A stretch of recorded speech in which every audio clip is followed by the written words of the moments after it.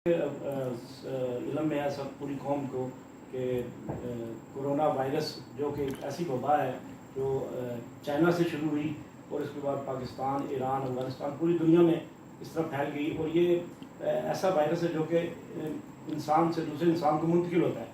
तो इसके लिए सबसे बड़ा इलाज तो इसका अभी तक कोई नहीं आया।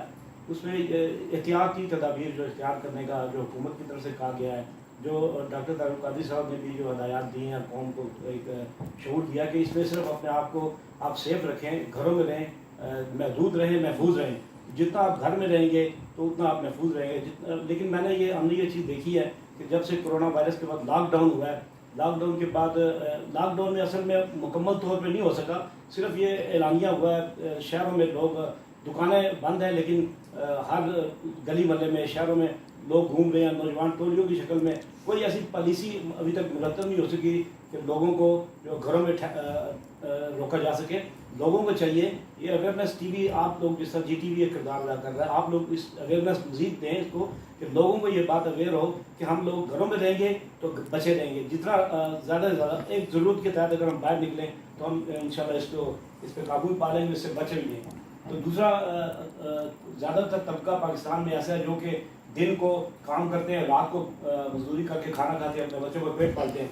तो वो लोग, उन लोगों की नज़रें इस वक्त हुकूमत पर हैं और उन मुखैर हजरात पर, उन तंजीमों पर जो तंजीमें हमेशा अपना किरदार अदा करती हैं। जिस तरह मिनाज वेलफेयर फाउंडेशन इस दफ़ा जब से कोरोना की वबा आई है सबसे पहले मैदान अमल में आई है और पूरे पाकिस्तान में, मुल्क भर में अपनी तंजीमात एक्टिव हो गई हैं। अभी पहले फेज़ में हम पंजाब में 3 से 5 हज़ार ख़ानदानों को जो है ना वो राशन मुहैया करने की उसकी कैंपेन शुरू हो चुकी है। हमारी तंजीमात नीति हर सतह पे, यूनियन को से लेकर मरकज़ तक तंजीमात हैं।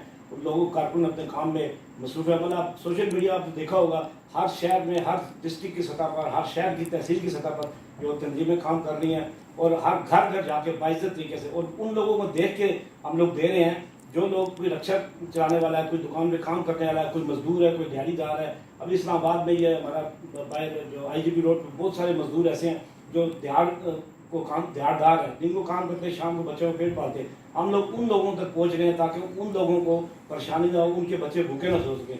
तो हुकूमत से भी हमारा ये मुतालबा है कि वो जो ऐलानात अब तक कर रहे हैं, अभी तक वो ऐलान ही है। अब प्रैक्टिकल तौर पे, क्योंकि हम नीचे जहाँ पे हम रह रहे हैं वहाँ पे अभी तक किसी को हुकूमती सतह से कोई ऐसी चीज़ हमें नज़र नहीं आई है कि कोई पहले मैसेज का एक आया 5555 मैसेज करें, फिर आया 5566 पे मैसेज करें, फिर आया 8187 पे मैसेज करें।